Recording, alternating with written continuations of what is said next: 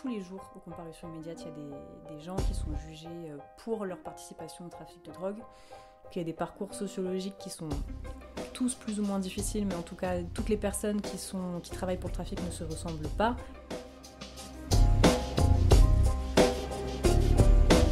Bonjour, je suis Pauline Payassa, je suis journaliste et bienvenue dans le Making of des jours, le podcast desjours.fr. Cet été à Marseille, 12 règlements de compte ont été recensés dans ce qu'on appelle les quartiers nord, 4 arrondissements débordés par le trafic et qui cristallisent les fantasmes. Les politiques répressives peinent à affaiblir les réseaux qui s'alimentent de petites mains issues des cités précaires. Clara Marteau est journaliste indépendante à Marseille, elle s'intéresse souvent aux histoires de tribunaux. Pour lesjours.fr, elle a remonté la chaîne des stupes, des charbonneurs aux magistrats.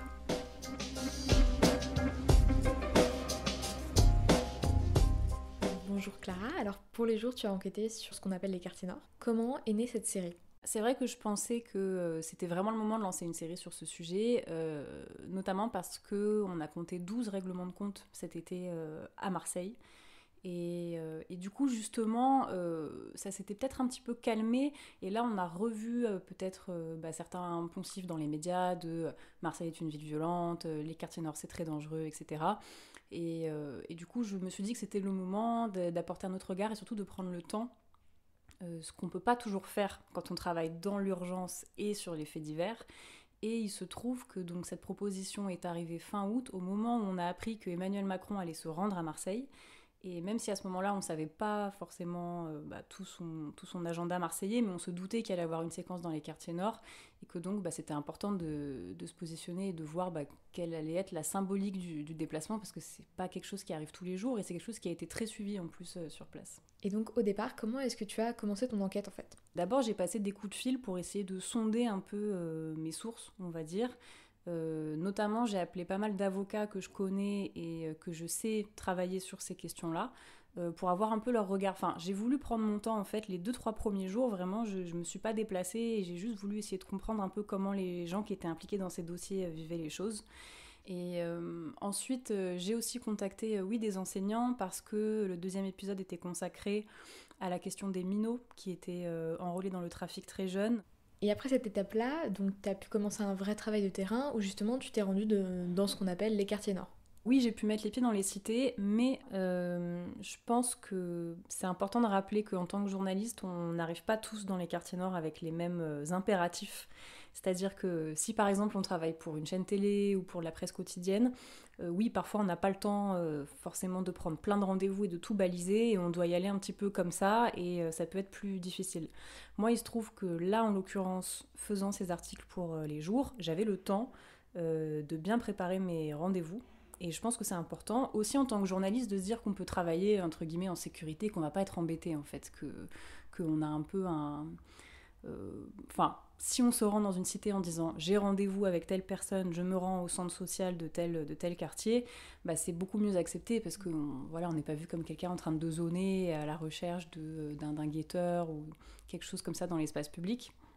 Donc moi c'est ça, à chaque fois que j'ai eu un déplacement, j'ai eu le temps de baliser en prenant rendez-vous avec un responsable associatif. Donc en l'occurrence, oui, la Cité des Lauriers, je m'y suis rendue 3-4 fois, à chaque fois pour rencontrer des personnes différentes, et c'est vrai que c'est très intéressant de pouvoir prendre ce temps parce que les ambiances sont très différentes selon les moments où on s'y rend. Par exemple, la première fois que j'y suis allée, c'était en semaine à 14h, la cité était déserte. À 17h, ensuite, c'est la sortie d'école, donc tout de suite, il y a des enfants. Enfin, ça apporte une autre atmosphère, une vie de quartier. Et ensuite, le week-end, il y avait un mariage, donc c'était super festif. Et ça permet de voir toutes les facettes, en fait, d'une vie de quartier, parce que les Lauriers, c'est 400 logements. Donc ça fait évidemment beaucoup, beaucoup d'habitants, et il n'y a pas forcément une ambiance qui peut être inquiétante ou hostile, pas du tout. Un autre élément qui est très présent dans tes articles, c'est la mort de Ryan. C'est un adolescent de 14 ans qui a été tué dans un règlement de compte. Et justement, en fait, tu mets bien le doigt sur le fait qu'une partie des protagonistes, ce sont des jeunes, ce sont des très jeunes. On est face à des enfants, en fait. et du coup qui sont pas forcément responsables de tout, enfin ils sont pas forcément là de leur plein gré, enfin en tout cas pas complètement, et du coup je trouvais ça intéressant peut-être de replacer les adolescents à leur juste place et plutôt d'interroger le côté social et éducatif. Et c'est pour ça que pour cet épisode-là, je m'étais justement tournée vers des éducateurs, des professeurs, voilà, et justement prendre de la distance avec le côté criminel et délinquant du sujet, quoi. Et il y a un autre endroit où tu es souvent, c'est le tribunal. Bah déjà, donc le tribunal, c'est un peu le point de départ de mon intérêt pour ce sujet-là. Donc c'était important pour moi d'y aller. Et donc je me suis rendue à plusieurs reprises en effet. J'ai notamment consacré un article aux comparutions immédiates parce que je trouve encore une fois que c'est une fenêtre vraiment très très riche parce que tous les jours aux comparutions immédiates il y a des gens qui sont jugés pour leur participation au trafic de drogue et que ceux qu'on voit en comparution immédiate c'est des gens qui ont été arrêtés par les policiers en flagrant délit et du coup c'est vraiment les bouts de la chaîne. Donc c'est des gens qui sont soit très jeunes, soit très précaires, soit à la fois très jeunes et très précaires. Et c'est des histoires de vie qui sont vraiment difficiles. Il y a beaucoup de gens qui sont en situation irrégulière, il y a beaucoup de gens qui sont eux-mêmes consommateurs et qui du coup sont un peu tenus par une dette en fait envers le réseau. Et c'est des gens qui sont parfois difficiles à aborder dans l'espace public aussi parce qu'ils ont les consignes de ne pas parler aux journalistes, évidemment, et que leur vie et leurs difficultés sont un peu disséquées au tribunal. Et c'est pour ça que je trouvais ça intéressant. Je trouve que le tribunal, ça a cet intérêt-là de montrer ses vécus. Et d'ailleurs, dans mon article, je pense qu'on voit que ces personnes ont des trajectoires très différentes. Et c'est ça qui est intéressant aussi à raconter, que non, toutes les personnes qui travaillent pour le trafic ne se ressemblent pas, qu'il y a des parcours sociologiques qui sont tous plus ou moins difficiles, mais en tout cas distincts. Et aussi parce qu'au tribunal, on voit quelle est la réponse judiciaire, qui est un maillon de la chaîne central.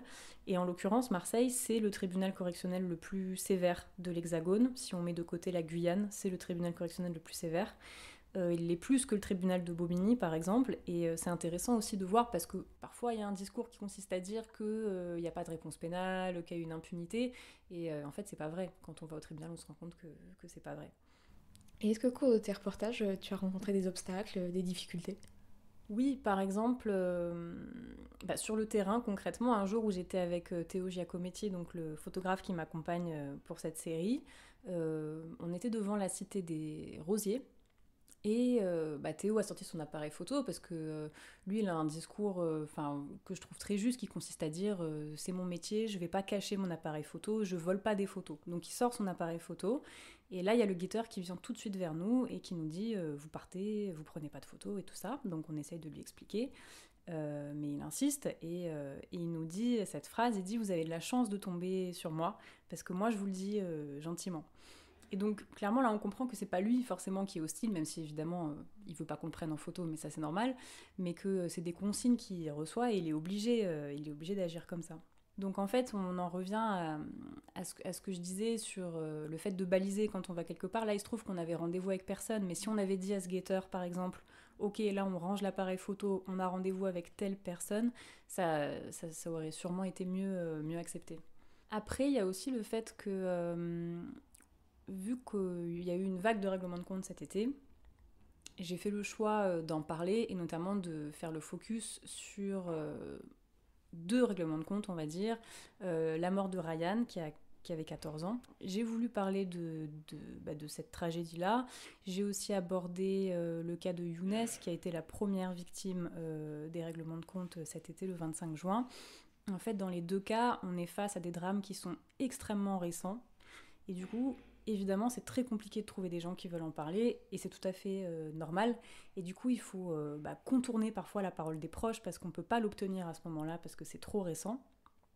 Parce que la douleur est trop récente, mais aussi parce que souvent c'est mélangé à de la peur des représailles.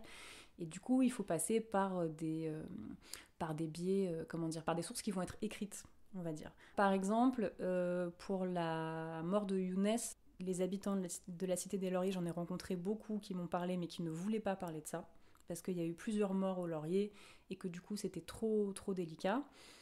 Et du coup pour respecter ça, j'ai fait en sorte de pouvoir consulter tout ce qui était dossier judiciaire en fait. Et du coup, on peut faire parler ensuite ce dossier-là, même si c'est un langage, comment dire, c'est un langage qui est technique, mais nous, en tant que journalistes, on peut, en lisant beaucoup de documents, arriver à décrypter et raconter ça sous une forme narrative. Donc ça, ouais, c'était une difficulté que j'ai rencontrée, mais qui était en même temps, on pouvait s'y attendre, et voilà, il y avait des moyens d'obtenir des informations, tout en respectant le deuil des familles, et en respectant leur intimité. Quartier Nord est disponible sur lesjours.fr. Vous pouvez aussi nous retrouver sur Instagram, Facebook et Twitter @lesjours.fr ou nous écrire à contact@lesjours.fr. On se retrouve très vite pour un nouvel épisode.